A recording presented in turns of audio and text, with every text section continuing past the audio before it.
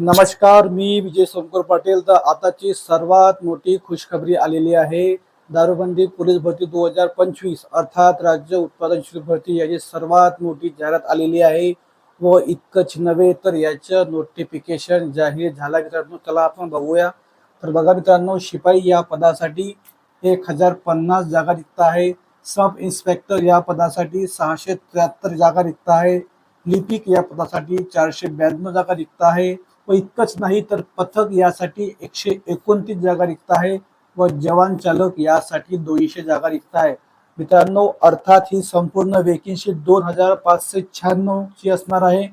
तर मित्रांनो, ही तुमच्यासाठी सर्वात मोठी सुवर्ण संधी असणार आहे. तर मित्रांनो, तुम्हाला आधी हे माहित असणं आवश्यक आहे की ही दारूबंदी पोलीस भरती आहे. यासाठी पात्रता काय असणार आहे, यासाठी वयोमर्यादा काय असणार आहे व याचे लेखी पेपरचे पॅटर्न कसे असणार आहे, या संपूर्ण आज आपण इथे बघणार. तर बघा मित्रांनो, आजचा आपला पहिला मुद्दा असणार आहे की याची पात्रता काय असणार आहे. तर सर्वात मोठा मुद्दा म्हणजे जवान, लघुलेखक, टंकलेखक, वाहन चालक व चपराशी या चारही पदासाठी पात्रता ही वेगवेगळी आहे. तर आज आपण तेच बघणार आहोत. बघा, जवान या पदासाठी किमान 10वी पास असणं गरजेचं आहे. ठीक आहे. जवान व वाहन चालक जवान व वाहन चालक या दोन्ही पदासाठी 10वी पास असणं किमान आवश्यक आहे. व 165 सेंटीमीटर उंची मुलांना इथे अनिवार्य आहे व मुलींना 160 सेंटीमीटर ठीक आहे इथे अनिवार्य आहे. तर बघा मित्रांनो, लघुलेखक, टंकलेखक यासाठी सुद्धा 10वी पास असणं आवश्यक आहे. व चपराशी, काय म्हटलं मी, चपराशी या पदासाठी किमान 7वी पास. जे विद्यार्थी फक्त 7वी पास आहे अशा सर्व विद्यार्थ्यांना चपराशी या पदासाठी फॉर्म भरता येणार आहे. पण मित्रांनो, लघुलेखक, टंकलेखक व जवान या 3 पदासाठी एक्झाम पॅटर्न सेम असणार आहे. पण चपराशी या पदासाठी पेपर पॅटर्न थोडा वेगळा असणार आहे. तर आपण ते सुद्धा इथे बघणार आहोत. तर बघा, आपला नेक्स्ट मुद्दा हा आहे की वयोमर्यादा किती असणार. तर बघा मित्रांनो, 18 ते 40 ओपन कास्ट. ठीक आहे. ओपन कास्ट साठी 18 ते 40 वर्ष अनिवार्य आहे. व SC व ST या विद्यार्थ्यांसाठी 18 ते 45 वर्षापर्यंत यामध्ये मुलं फॉर्म भरू शकतात. ठीक आहे मित्रांनो. तसंच यामध्ये लघुलेखक, टंकलेखक व वाहन चालक या तिन्ही पदासाठी हेच वयोमर्यादा इथे लागू होतात. ठीक आहे. तर मित्रांनो, आता आपला तिसरा मुद्दा म्हणजे हा की लेखी परीक्षेचं पॅटर्न कसं असणार, बरोबर ना. बघा मित्रांनो, ही जी लेखी परीक्षा आहे, ही लेखी परीक्षा यामध्ये जवान, टंकलेखक, लघुलेखक व वाहन चालक या सर्व पदासाठी एक्झाम पॅटर्न हा सेम असणार आहे. बघा, या चारही पदासाठी एक्झाम ही 120 गुणांची असणार आहे. किती गुण? 120. यामध्ये Marathi, GK, GS, math, reasoning व इंग्रजी. ठीक आहे. तर बघा, मराठी यासाठी 30 प्रश्न, जीके साठी 30 प्रश्न, मॅथ, रिजनिंग साठी 30 प्रश्न आणि इंग्लिश साठी 30 प्रश्न, असे 120 गुण. किती? 120 गुण. मित्रांनो, 120 गुणासाठी ही एक्झाम असणार आहे. व यासाठी तुम्हाला फक्त 1.5 तास. किती तास? 1.5 तास.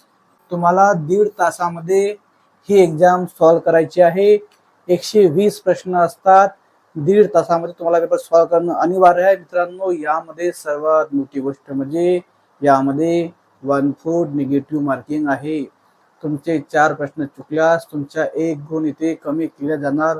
तुम्हाला हे लक्षात ठेवणं अनिवार्य आहे. चला, ठीक आहे.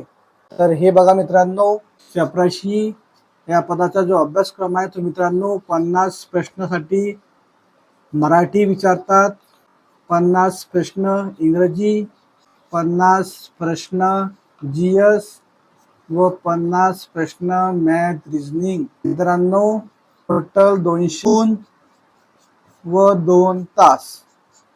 ठीक आहे मित्रांनो, चपराशी या पदासाठी 200 गुणांचा तुमचा पेपर असतो व यासाठी तुम्हाला 2 तास उपलब्ध असतात. या कालावधीमध्ये तुम्हाला पेपर सॉल्व्ह करणं अनिवार्य असतो. मित्रांनो, चपराशी यांचा पगार खूप मोठा असतो की लघुलेखक, टंकलेखक, वाहन चालक व चपराशी यांचा पगार किती असणार आहे व लघुलेखक व टंकलेखक यांना जी टायपिंग मागितली आहे ती टायपिंग नेमकी कोणत्या प्रकारची आहे.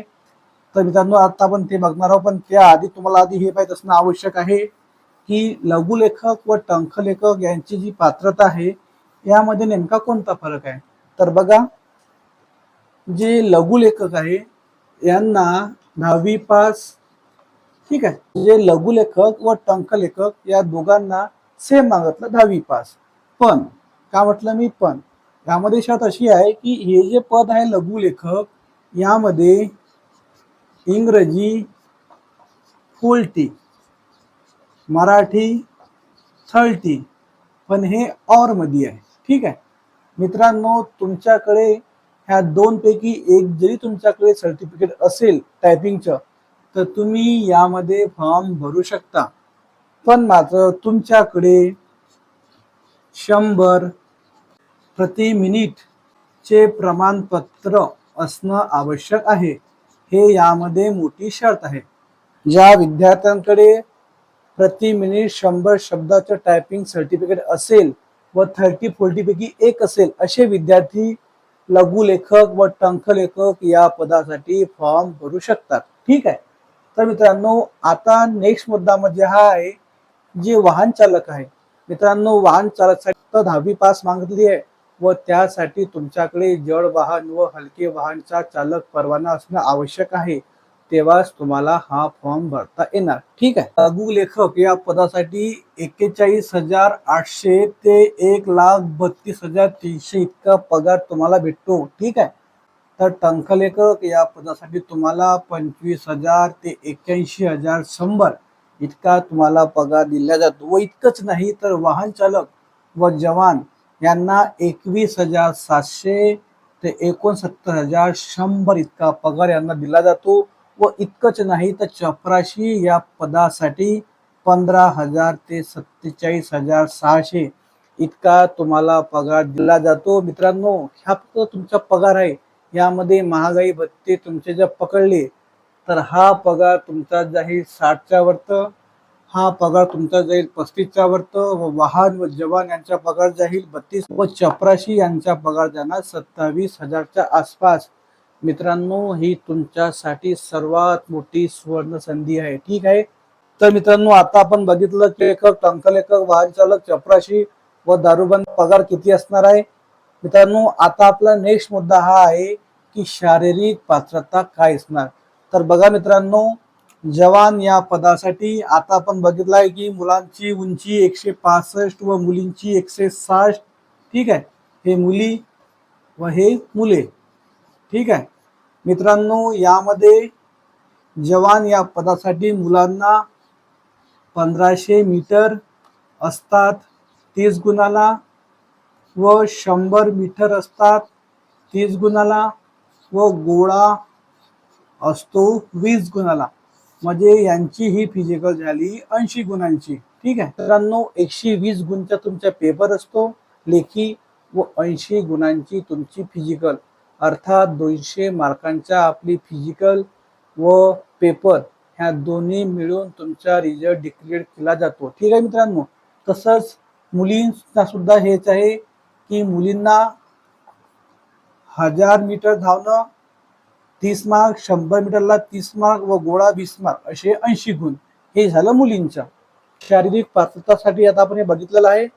तर मित्रांनो, आता नेक्स्ट मुद्दा आहे की एकूण जागा किती. मित्रांनो, जागा किती आहे, काय आहे, यापेक्षा महत्त्वाचं आहे की आपला अभ्यास कितपर्यंत झाला आहे.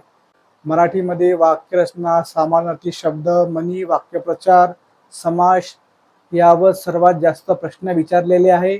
तसेच मॅथ रिजनिंगमध्ये सरासरी, शेकडेवारी, नफा तोटा यावर सुद्धा जास्त प्रश्न विचारलेले आहे. मित्रांनो, जर तुम्हाला याच्यावर व्हिडिओ लागत असेल तर तुम्ही तसे मला कमेंट करा. आपण याच्यावर सुद्धा लवकरात लवकर व्हिडिओ घेऊन चला भेटूया. जय हिंद, जय महाराष्ट्र.